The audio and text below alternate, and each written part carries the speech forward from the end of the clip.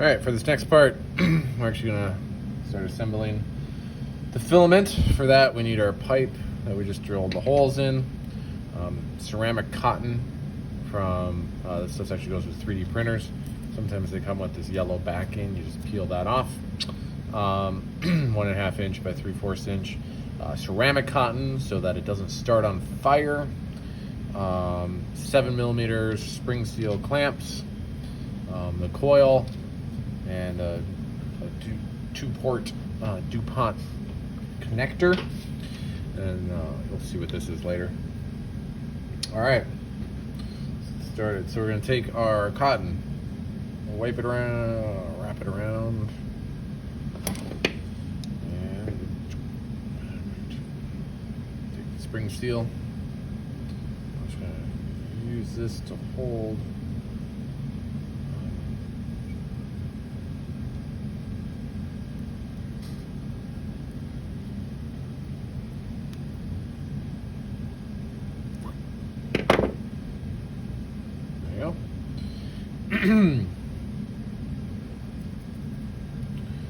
Okay, so that's going to hold our cotton in place.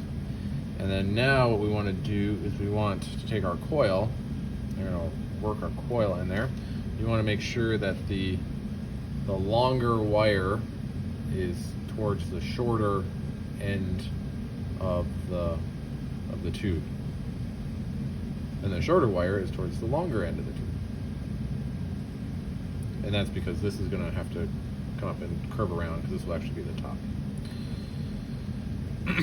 Now we'll just do it.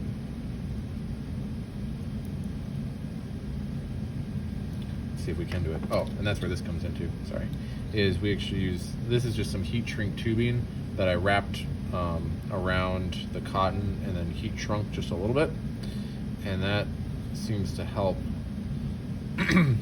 slide the coil on, because this cotton, it breaks really easily. It's not very strong, and so as you're working the coil on, as I'm working the coil on, it tends to rip. So with the coil, I just like to give it a little, again, it should be about 8.3 millimeters. But you can kind of loosen it up just a little bit. You don't want the coils to touch, so I'll create hot spots that will burn your cotton. And we're gonna see how this goes. I've made so many different types of filaments. I've tried different types of cotton, different configurations, lengths, widths, number of coil types. This is the best I have come up with. I've tried spinning it onto the filament directly from the drill chuck, and it's pretty much a pain in the butt no matter what I have done. Because what we're trying to do is we want to keep the coil, this hot coil, you want it to be covered in glycerin, propylene glycol, and so that because if it gets not wet, or the ceramic cotton gets not wet, it will start to burn and stink, and that's really unpleasant. So the ceramic cotton will char, it'll mostly, but it won't combust like if this was normal cotton. So you won't have a big old flame, you'll just have a kind of a stinky thing. Okay, all right, so now that helped get that on. Then you want to spread the wires out. Just show. Ta-da! Look at that. Okay. Let's spread this out just a little bit more.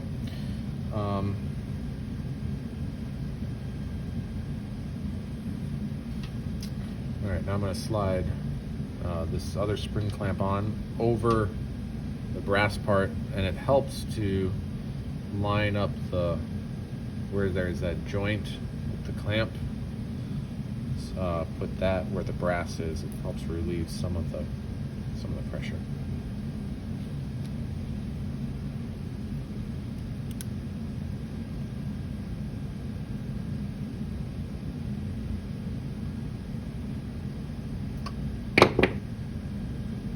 Okay, so the clamp is holding the brass on that side. It's not quite on this side yet. You can see that will deform the coil a little bit, so you just want to gently pull that stuff down.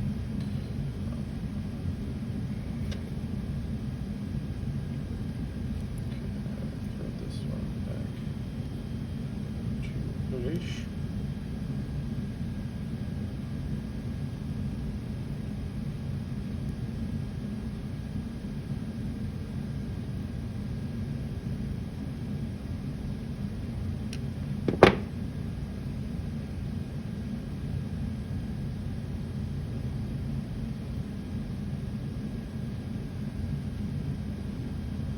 Ta-da!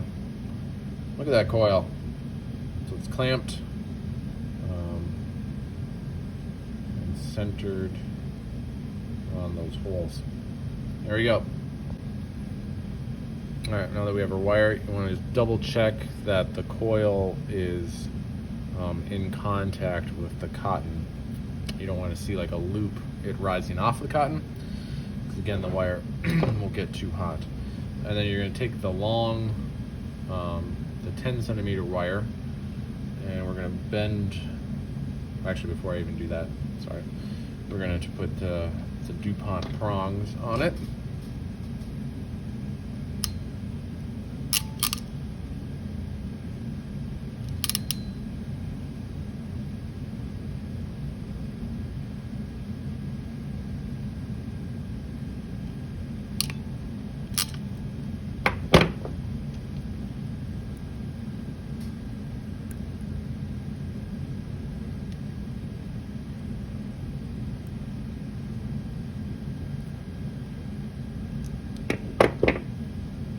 One.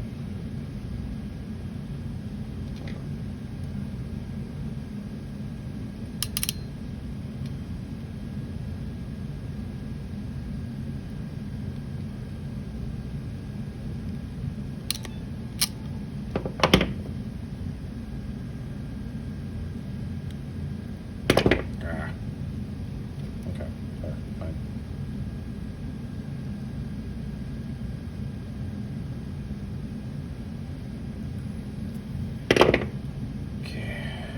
Now we take the longest one, okay, fold that up,